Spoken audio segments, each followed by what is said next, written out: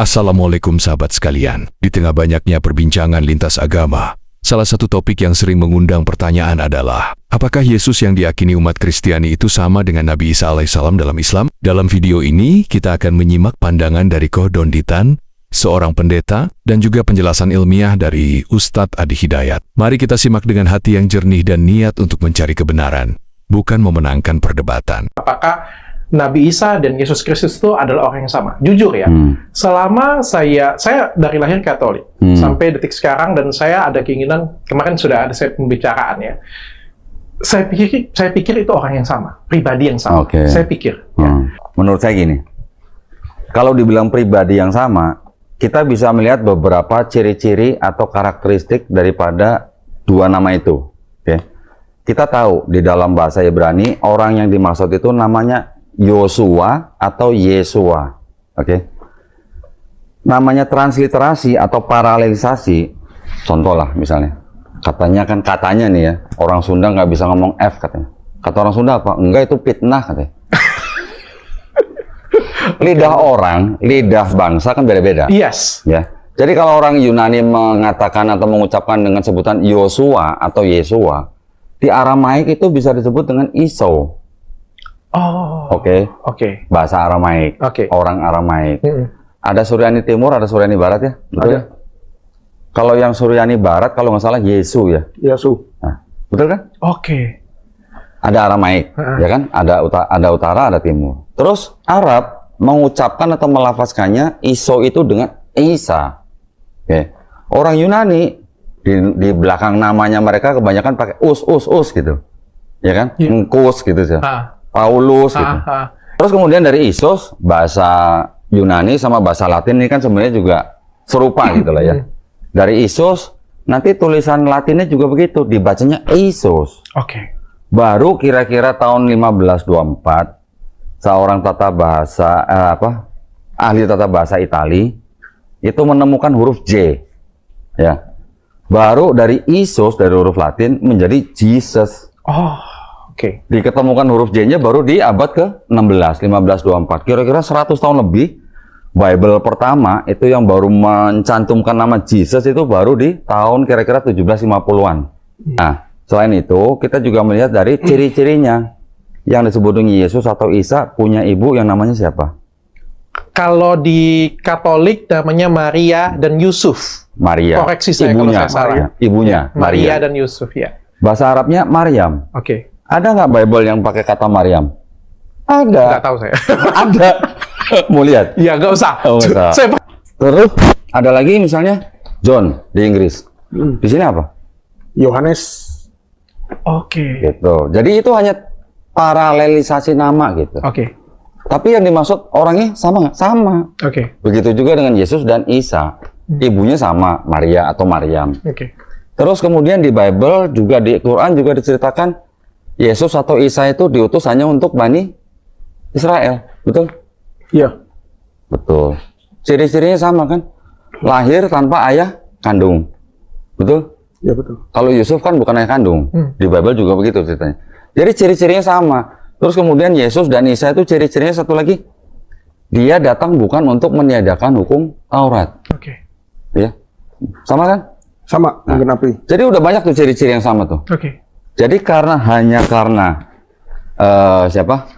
di dalam perspektif Kristen yang menganggap atau menyembah Yesus sebagai Tuhan, terus di perspektifnya Islam menganggap bahwa Isa itu hanya nabi utusan Allah. Perspektif yang berbeda. Tapi pribadinya sama. Sudah pasti Isa Al-Masih di tempat Anda bukan Yesus Kristus. Ya, 3 hal utama sajalah. Yang pertama, kalau Isa Al-Masih itu lahirnya di palungan, ya, di tempat kandang binatang, lalu ditaruh di palungan bungkus kain lampin. Sedangkan di kitab Anda kan katanya di bawah pohon kurma. Lalu Anda beralasan, siapa tahu Pak, kandang kambingnya itu memang ada pohon kurma di situ. Lalu biasakan kandang dibuat dekat-dekat pohon, yaitu beralasan saja ya.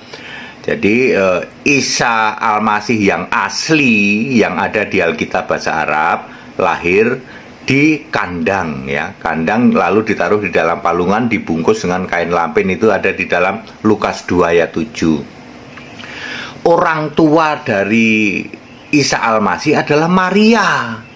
Ya, Maria ini orang Israel ya, sama sekali bukan Miriam saudaranya Musa, sama sekali bukan. Miriam itu berapa ribu tahun ya toh, sebelum Yesus lahir. Ya, sedangkan Maria ini adalah Maria dan Yusuf, yaitu orang tuanya ya. Ya, itu ya. Terus yang ketiga diberi nama Isa Al-Masih, benar, tapi ini lahir dari Roh Kudus ya. Ya, tidak ada hubungannya sama sekali dengan yang namanya hasil hubungan seks ya antara laki dan perempuan ya. Terus tidak berbuat dosa, tidak ada dosa padanya ya. Yesus lahir oleh Roh Kudus, Lukas 1 ayat 35. Kemudian dia tidak mewarisi dosa waris, tidak ada dosa padanya. 1 Yohanes 3 ayat 5. Dia tidak berbuat dosa, Ibrani 4 ayat 15. Itu Isa Al-Masih yang asli. Dan dia sekarang, Isa Al-Masih yang asli itu sebagai Allahu Akbar di surga ya. Allahu Akbar ya, di dalam Wahyu 21 ayat 7 ya, maupun Wahyu 1 ayat 8. Dia itu Allah yang maha kuasa di surga. Isa Al-Masih itu ya, sekarang dia sebagai yang disembah di surga, yang duduk di tahta surga, Wahyu 4 ayat 2. Jadi beda dengan Isa Al-Masih di tempat Anda. Yang Isa Al-Masih di tempat Anda cuma nabi doang ya, lahirnya juga di bawah pohon kurma, orang tuanya namanya Miriam. Jadi beda. Di samping itu tidak bisa bahasa Arab ya. Isa Al-Masih ini orang Ibrani. Di tempat Anda kan Isa Al-Masih ngomong Arab ya. Kalau dibilang kitab Anda terjemahan, nggak mau gitu. Ya kalau memang bukan kitab terjemahan, ya mestinya Isa Al-Masih tidak ngomong Arab. Mana ada Isa Al-Masih ngomong Arab? Orang tuanya, terus Allah berfirman pada Maria pakai bahasa Arab, ya nggak mungkin. Makanya ada Alkitab terjemahan bahasa Arab. Ya, di situ Allah berfirman pada Maria seolah-olah memakai bahasa Arab, seolah-olah Maria ngerti ngomong Arab.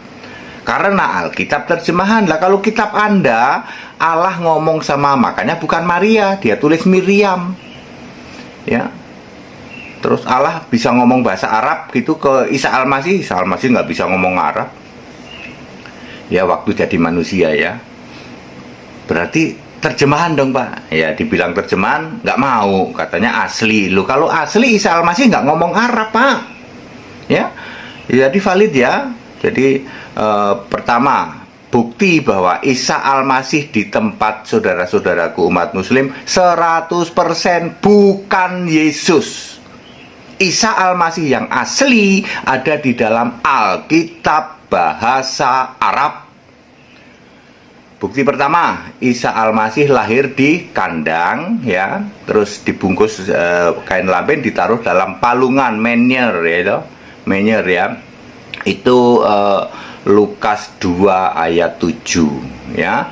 Orang tuanya namanya Yusuf dan Maria. Ini orang Israel, bukan Miriam saudaranya Musa yang 1500 tahun sebelum Yesus lahir. Bukan itu ya. Bukti yang ketiga, lahir dari Roh Kudus, tidak berdosa, tidak ada dosa padanya. Terus tidak bisa bahasa Arab. Ya, ingat ya, Yesus Isa Al-Masih tidak bisa bahasa Arab. Alkitab bahasa Arab ditulis pakai bahasa Arab, seolah-olah Yesus bisa ngomong bahasa Arab karena Alkitab bahasa Arab adalah Alkitab terjemahan.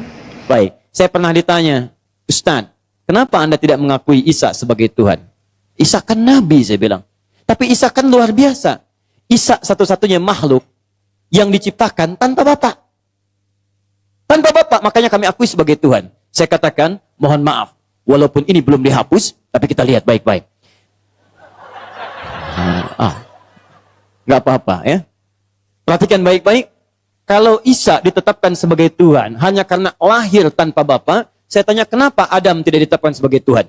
Karena Adam lebih hebat daripada Isa, lahir tanpa bapak dan ibu. Lalu disampaikan kemudian, Ustadz, tapi kan Isa bisa menghidupkan orang mati.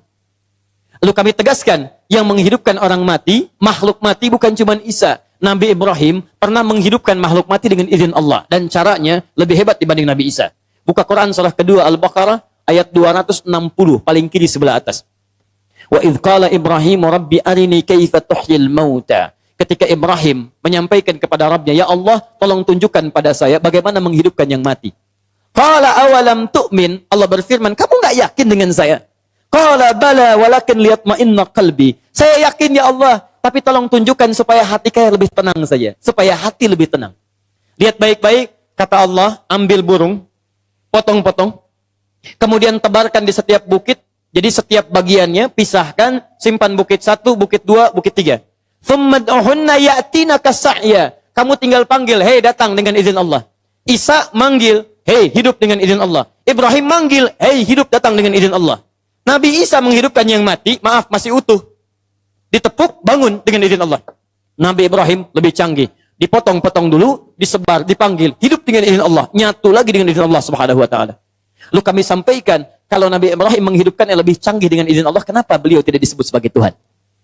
Makanya di sini, kemudian Allah menegaskan, inna, awas hati-hati, sungguh penciptaan Isa itu seperti halnya penciptaan Adam. Kamatsali Adam, seperti halnya penciptaan Adam alaihissalam. Maksudnya, sama-sama sebagai manusia, sama-sama bersumber dari ciptaan Allah Subhanahu wa Ta'ala. Paham sampai sini? Sekarang kita kembalikan. Saya ulang baik-baik. Tadi yang diciptakan tanpa ayah dan ibu siapa? Adam alaihissalam. Nah, setelah Adam turun ke bumi, kemudian bersanding dengan Sayyidah Hawa, dari situlah melahirkan keturunan-keturunan. Keturunannya disebut dengan Bani Adam. Semua anak cucu Adam akan berproses kehidupan berbeda dengan Adam. Kalau Adam tidak melalui fase kandungan, maka semua anak cucu Adam akan melalui proses kandungan. Disebut dengan Bani Adam 7 kali dalam Al-Quran. Ya. Perhatikan baik-baik. Bani, anak keturunan. Adam dari Adam plus istrinya, Hawa. Jadi kalau kita akan cari keturunan kita, semua akan tersambung ke Adam. Antum silakan cari bapaknya, kakek buyutnya, nenek moyangnya. Antum mau cari sampai kiamat pun antum hitung, ujung-ujungnya kembali kepada Adam. Alhamdulillah, kita telah menyimak perbandingan dua pandangan tentang sosok Isa alaihissalam antara versi Alkitab dan Al-Quran. Semoga video ini menambah ilmu dan keyakinan kita, serta menguatkan kita dalam menjaga akidah Islam dengan tetap menjunjung tinggi akhlak dan adab dalam berdakwah. Sampai jumpa di video adu seru argumen lainnya. Wassalamualaikum warahmatullahi wabarakatuh.